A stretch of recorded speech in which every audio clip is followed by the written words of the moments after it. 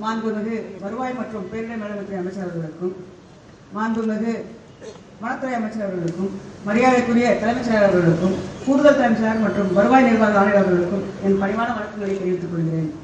இவ்வரசு பொறுப்பேற்ற நாள் முதல் வருவாய் மற்றும் பேரிடர் மேலாண்மைத்துறை அவர்களுக்கு வருவாய்த்துறை அலுவலர்களுக்கான புதிய வாகனங்களை முதலமைச்சர் மு.க.ஸ்டாலின் கொடியசைத்து தொடங்கி வைக்கிறார். இது பற்றிய தகவல்களோடு எமது செய்தியாளர் ஹரிஹரன் இணைகிறார்.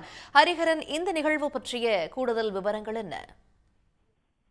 சென்னை தலைமைச் செயலகத்தில் தமிழ்நாடு முதலமைச்சர் மு.க.ஸ்டாலின் பல்வேறு துறை சார்ந்த திட்டங்களை சென்னை தலைமைச் செயலக வளாகத்தில் தொடங்கி வைக்கின்றார்.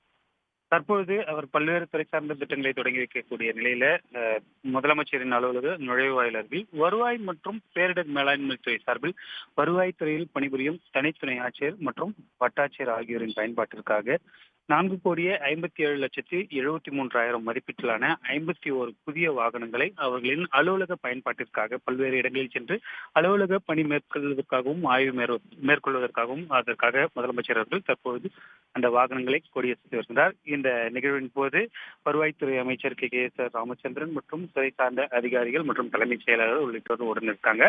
அதே போன்று இதனைத் தொடர்ந்து இன்னும் மேலும் 3 நிகழ்ச்சிகளில் முதலமைச்சர் அவர்கள் பங்கேற்கின்றார். குறிப்பாக இந்த செய்தித்துறை சார்பில் சிறந்த இதழியாளருக்கு வழங்கப்படும் விருதுகளை வழங்குகிறார். அதனைத் தொடர்ந்து இந்த கலை பண்பாட்டுத்துறை சார்பில் திறமை மிக்க 6 கலைஞர்களுக்கு கலைச்செம்மல் விருதுகளை வழங்குகின்றார். அதனைத் தொடர்ந்து வணிக வரி மற்றும் பதிவுத்துறை சார்பில் திருவள்ளூர் பதிவு மாவட்டத்தில் புதிதாக உருவாக்கப்பட்ட 2 இணை சார் பதிவாளர் அலுவலகம் மற்றும் பதிவுத்துறையில் மேம்படுத்தப்பட்ட வசதிகளுடன் கூடிய புதிதாக கட்டப்பட்டுள்ள 12 புதிய சார் பதிவாளர் அலுவலக கட்டடங்களை திறந்து வைக்கிறார். தற்போது இந்த பொலிரோ வாகனங்களை அந்த துறை சார்ந்த அலுவலர்களான தனித்துணை ஆட்சியர் மற்றும் வட்டாட்சியர் ஆகியோரின் பயன்பாட்டிற்காக முதலமைச்சர் கொடியை தொடங்கி வைத்து வருகிறார்.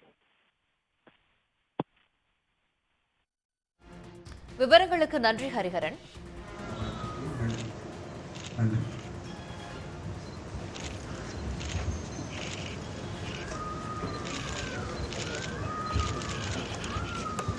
உடனுக்குடன் செய்திகளை தெரிந்து கொள்ள சன் நியூஸ் பெல் ஐகானை கிளிக் பண்ணுங்க.